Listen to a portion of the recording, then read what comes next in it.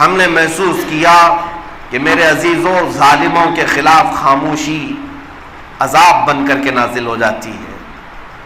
اور سیدنا امام عالی مقام امام حسین رضی اللہ تعالیٰ عنہ کا آواز اٹھانا کس لیے تھا کہ اگر وہ بھی نہ بولتے اور وہ بھی نہ کھڑے ہوتے شریعت مصطفیٰ کی پہرے داری کے لیے، حمایت کے لیے، تو پھر سارے لوگوں کا ایک مزاج بن جاتا، جو آئے چلتا رہے گا، کچھ نہیں ہو سکے. امام احمد بن حنبل رضی اللہ تعالیٰ عنہ ایسے امام ہیں اپنے وقت کے جن کو 5 لاکھ حدیثیں یاد تھی. رسول اللہ صلی اللہ تعالیٰ علیہ وسلم کی 5 لاکھ حدیثوں کے حافظ، پورا ان کے ایک فقہ کی تدوین ہے، مذہب ہے امام احمد بن حنبل کا. لاکھوں نہیں کروڑوں ان کے اقتداء میں آج بھی پیروکار موجود ہیں. لیکن اس امام کو وقت کے ظالم بادشاہ نے صرف ایک فتوے کی بنیاد پر، انہوں نے حق بات کا اعلان کیا تھا، جلاد کے ہاتھوں ان کی ننگی پیٹھ پر کوڑے مروائے گئے. ان کا جبہ اٹھا کر ان کی ننگی پیٹھ پر کوڑے مارے جاتے تھے اور کہا جاتا تھا کہ بیان بدل دو. 1 2 نہیں، تقریباً 3 لوگ خلیفہ آئے، وقت گزرتا گیا اور ہر ایک نے بلا بلا کر کے امام احمد بن حنبل کو کوڑے مارے. ان کی ریڑھ کی ہڈی جھک گئی تھی کوڑے کھا کر. کس بات پر؟ میرے عزیزوں اس وقت اور بھی بہت سارے لوگ تھے، لیکن آپ نے حق کا پرچم بلند کیا اور کوڑے کھائے، صرف اور صرف اس بنیاد پر کہ ظلم کرنے والوں کے خلاف ایک آواز ہمیشہ ہونی چاہیے، اور اگر وہ بھی آواز ختم ہو گئی تو پوری امت عذاب میں گرفتار ہو جائے، ظالموں کے پنجوں میں آ جائے گی. اسی لیے میرے عزیزوں آج اللہ تبارک و تعالیٰ نے اگر ہمیں طاقت دی ہے تو ہم بولیں، ظلم کو دیکھ کر خاموش نہ رہیں. ہوگا کیا اس سے زیادہ کہ ہماری موت آنی ہے، اور وہ کسی نہ کسی دن تو آنی ہے. لیکن ظالموں کا ساتھ دینے والوں سے میں کہتا ہوں، قیامت کے دن تمہیں بھی اللہ کی بارگاہ میں جواب دینا ہوگا. رب تبارک و تعالیٰ فرمائے گا.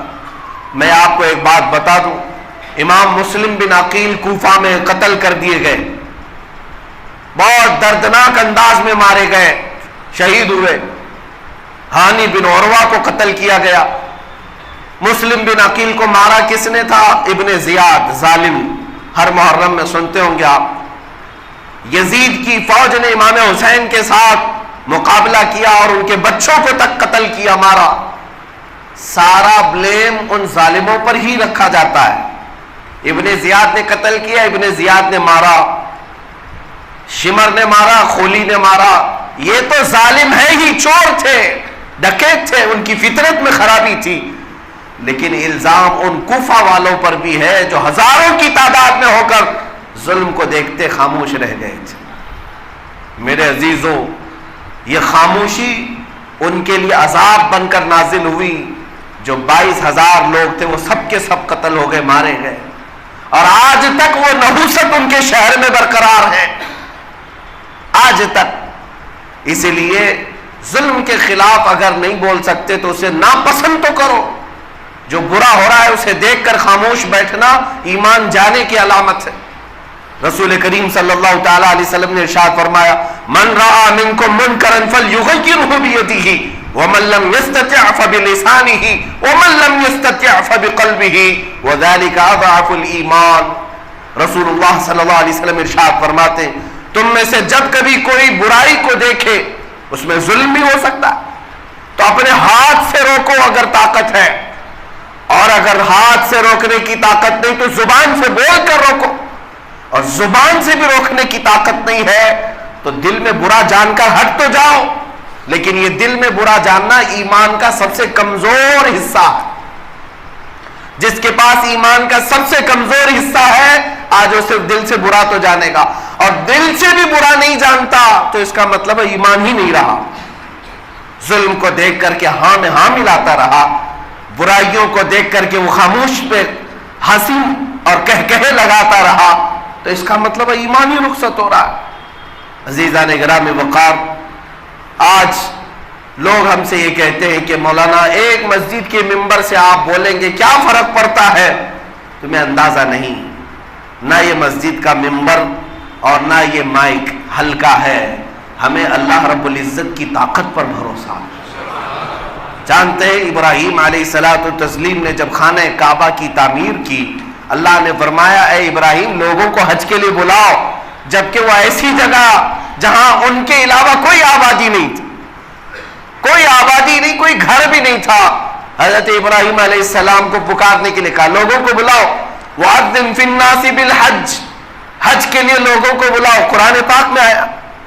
ابراہیم علیہ السلام نے پکارا، لوگوں کو بلایا کہ اے لوگوں اللہ کے گھر کی طرف آؤ، کشاں کشاں آؤ، خانہ کعبہ کی طواف کے لیے آؤ۔ حدیث پاک میں رب تعالیٰ نے ان کی آواز کو پوری دنیا میں پہنچایا، دنیا بھر کے لوگوں تک ان کی آواز پہنچائی۔ بلکہ یہ بھی حدیث پاک میں ہے جو اپنے ماں کے پیٹ میں تھے، جو اپنی باپ کی پشت میں تھے، جو عالم ارواح میں تھے، ان کو بھی اللہ نے ان کی آواز سنائی۔ جب رب تبارک و تعالیٰ قادر مطلق خود حکم فرمائے تو پہنچانا تو اس کی شان ہے۔ آج اگر آپ یہ سمجھتے ہیں کہ ایک مسجد چھوٹی مسجد ہے، ایک چھوٹا سا ممبر ہے، ایک چھوٹا سا مائک ہے، میرے بولنے سے کیا ہوگا، اپنی ذات پر کبھی بھی مت دیکھو، اللہ رب العزت کی طاقت کی طرف دیکھو۔ ہماری ہلکی زبان ہی صحیح، ہمارے جملے چھوٹے ہی صحیح، لیکن رب تبارک و تعالیٰ جب پہنچانے پر آئے تو وقت کے طاغوتی طاقتوں تک بھی پہنچائے گا، ہر جگہ پہنچائے گا۔ ہمارا کام ہے حق کے لیے آواز اٹھانا اور ظلم کے خلاف بولنا۔ عزیزان گرامی وقار، میں مختصراً اب آپ کو ہندوستان کے احوال پر بات کروں۔ آج جو کچھ بھی ہو رہا ہے ظلم کی انتہا ہونے چلی ہے۔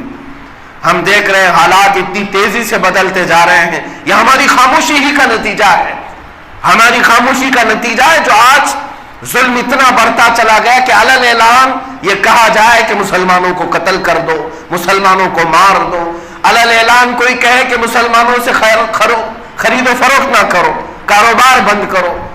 گجرات کے حالات اور سخت سے سخت ہوتے جا رہے ہیں۔ یہ پورا جو ماحول ہو رہا ہے اس کی وجہ یہی ہے کہ تم سارے ظلم کو خاموشی سے سہتے چلے گئے۔ مسجدیں ہمارے سامنے توڑی جاتی ہیں، دلی کے فسادات میں مسجدیں جلائی گئی، مزارات کی چادریں جلائی گئی، مینار پر چڑھ کر کے آتنکی حملے کرتا۔ یہ بات اس قدر بڑھتی چلی گئی کہ میں ان لوگوں سے آج گزارش کرتا ہوں کہ جنہیں اللہ نے زبان دی، طاقت دی، منصب دیا، کرسیاں دی، تو کم از کم اپنے وقت کے اور اپنے منصب کے صحیح استعمال کے ساتھ امت کے حق میں آواز تو اٹھاؤ۔ کل بروز قیامت تم شرمندہ اور ذلیل ہونے سے تو محفوظ رہو گے۔ آج آپ کو اندازہ مرنے کا وقت ہے ان لوگوں کے لیے جن کو اللہ تبارک و تعالیٰ نے وقت میں اپنے زمانے میں بہت کچھ عطا کیا، لیکن وہ سوائے پیسہ بٹورنے اور اپنے عیش کے کچھ نہیں سوچتے۔ امت مرحومہ آج کس حال سے گزر رہی، کس کرب سے گزر رہی، اندازہ ہے؟ نبی مکرم صلی اللہ تعالیٰ علیہ وسلم تو ارشاد فرماتے کہ اگر تمہارے پاؤں میں کانٹا بھی چبھے تو اس کا درد مجھے ہوتا۔ یہاں امت کا درد کسی کو نہیں، امت کس کرب سے گزر رہی ہے۔ عزیزان گرامی وقار، یہاں پر اب حالات، یہ میڈیا ٹرائل جو چلایا جاتا ہے، کسی بھی ایک عالم کو پکڑ لو، گجرات کے ابھی 8 دن قبل ایک مرڈر ہوا، قتل ہوا، 2 نوجوان پکڑے گئے، لیکن 2-3 دن کے بعد دیدہ و دانستہ ہمارے محب گرامی تحریک فروغ اسلام کے بانی مولانا قمر غنی عثمانی کو دلی سے اٹھایا جاتا ہے، دلی سے پکڑ کر کے لایا جاتا ہے۔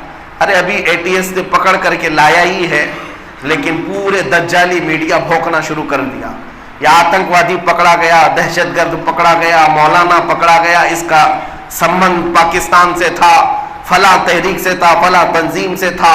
سارا کچھ تو انصاف یہی لے کر بیٹھے ہوئے، پھر سپریم کورٹ کائے کے لیے، ہائی کورٹ کائے کے لیے، سارا نظام تو میڈیا والوں کے پاس دے دینا چاہیے۔ یہ جسے چاہے مجرم بنائے، جسے چاہے دہشت گرد بنائے، جسے چاہے آتنکواد بنائے۔